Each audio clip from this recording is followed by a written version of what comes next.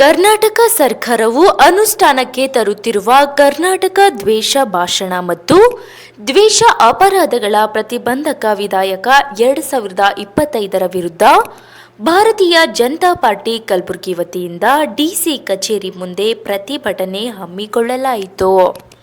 ಈ ಸಂದರ್ಭದಲ್ಲಿ ಜಿಲ್ಲಾಧಿಕಾರಿಗಳ ಮುಖಾಂತರ ರಾಜ್ಯಪಾಲರಿಗೆ ಮನವಿ ಪತ್ರ ಸಲ್ಲಿಸಿದರು. Bureau report Chandrashekhar, Kalaburagi. ಜನರ ಧ್ವನಿಯನ್ನು ಹತ್ತಿಕ್ಕಲು ಹೊರಟಿರುವ ಕಾಂಗ್ರೆಸ್ ಸರ್ಕಾರಕ್ಕೆ, ಹಿಂದೂ ವಿರೋಧಿ ಕಾಂಗ್ರೆಸ್ ಸರ್ಕಾರಕ್ಕೆ ಎಲ್ಲರಿಗೆ ನನ್ನ ನಮಸ್ಕಾರಗಳು. ಇವತ್ತು ಬಹಳ ನೋವಿನಿಂದ ಬಾಬಾ ಸಾಹೇಬ್ ಅಂಬೇಡ್ಕರ್ ಏನ್ ನಮಗೆ ಹಕ್ಕು ಕೊಟ್ಟಿದ್ರು, ಪ್ರತಿಭಟನೆ ಮಾಡಲಿಕ್ಕೆ ಅನ್ಯಾಯ ವಿರುದ್ಧ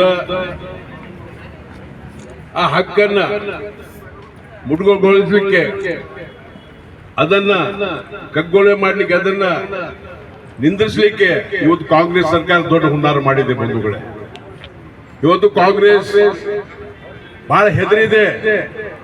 ಇಡೀ ಭಾರತ ದೇಶದಲ್ಲಿ ಎಲ್ಲ ಕಡೆ ಭಾರತೀಯ ಜನತಾ ಪಾರ್ಟಿ ಗೆಲ್ತಾ ಇದೆ. ಮುಂಬೈ ಮುನ್ಸಿಪಾಲಿಟಿ ಕೂಡ ಬಹಳಷ್ಟು ದೊಡ್ಡ ಲೀಡಿನಿಂದ ಗೆದ್ದಿದೆ. ಇವತ್ತು ಒಂದು ಹೊಸ ಕಾನೂನು, ಕರ್ನಾಟಕ ದ್ವೇಷ ಭಾಷಣ ತಡೆ ಮಸೂದೆ 2025 ಇದು ವಿಧಾನ ಪರಿಷತ್ನಲ್ಲಿ ಪಾಸ್ ಮಾಡಿದ್ದಾರೆ.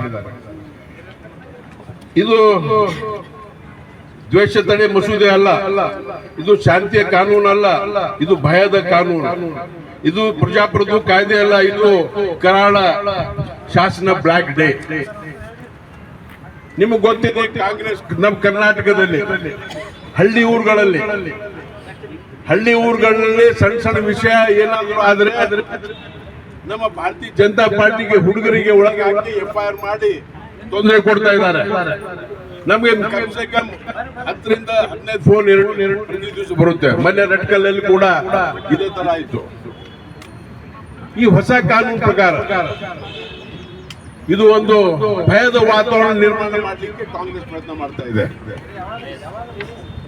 ಇವತ್ತು ಈ ಕಾನೂನು ವಿರುದ್ಧವಾಗಿ ಭಾರತ ದೇಶದ ಮತ್ತು ಕರ್ನಾಟಕದ ಎಲ್ಲಾ ಸಂಘಟನೆಗಳು ನಾವು ಗವರ್ನರ್ ಅವರಿಗೆ ಮೆಮೊರಾಂಡಂ ಕೊಟ್ಟು ಈ ಕಾನೂನನ್ನ ಜಾರಿ ಮಾಡಲಾರದೆ ತಡೆ ಹಿಡಿಲಿಕ್ಕೆ ನಾವು ಎಲ್ಲ ಪ್ರಯತ್ನ ಮಾಡಬೇಕು. ಭಾಷಣ ತಡೆ ಕಾಯ್ದೆಯನ್ನು ತಗೊಂಡು ಬಂದಿದ್ದಾರೆ. ಇದು ಬೇರೇನೂ ಅಲ್ಲ, ಕಾಂಗ್ರೆಸ್ ವಿರುದ್ಧ ಯಾರು ಕೂಡ ಮಾತಾಡಬಾರ್ದು. ಅದರಲ್ಲೂ ಸಿದ್ದರಾಮಯ್ಯನವರು, ಖರ್ಗೆ ಅವ್ರ ಬಗ್ಗೆ ಯಾರು ಮಾತಾಡಬಾರ್ದು. ಯಾಕಂದ್ರೆ ಯಾರು ಇವರೆಲ್ಲ ರಾಜ ಮಹಾರಾಜರ ಆಡಳಿತ ಅಂತ ತಿಳ್ಕೊಂಡಾರು. ಯಾರು ರಾಜ ಮಹಾರಾಜರ ಆಡಳಿತ ಅಲ್ಲ ಇದು. ಡಾಕ್ಟರ್ ಬಾಬಾ ಸಾಹೇಬ್ ಅಂಬೇಡ್ಕರ್ ಸಂವಿಧಾನದ ಪ್ರಕಾರ ನಡಿಬೇಕಾದಂತ ಸರ್ಕಾರ. ಆದ್ರೆ ಇಲ್ಲಿರುವಂತ ಮಂತ್ರಿಗಳು, ಇಲ್ಲಿರುವಂತ ಮುಖ್ಯಮಂತ್ರಿಗಳು ಇವ್ರು ಏನ್ ತಿಳ್ಕೊಂಡಾರ ಅಂದ್ರೆ, ನಾವು ರಾಜ ಮಹಾರಾಜರ ಮಕ್ಕಳು, ನಮಗೆ ಯಾರಿಂದು ಏನೂ ಮಾಡೋಕ್ಕಾಗಲ್ಲ, ಲೋಕಾಯುಕ್ತರ ಹಲ್ ಕಿತ್ತಾಕಿವಿ, ಪೊಲೀಸರು ದಂಡ ಕಿತ್ಕೊಂಡಿವಿ, ಯಾರು ನಮ್ಮ ಮುಂದೆ ಏನೂ ಮಾಡೋಕ್ಕಾಗಲ್ಲ, ಯಾರು ಕೂಡ ನಮ್ಮ ವಿರುದ್ಧ ಮಾತಾಡಬಾರ್ದು, ನಾವು ಮಾಡಿದ ಭ್ರಷ್ಟಾಚಾರ.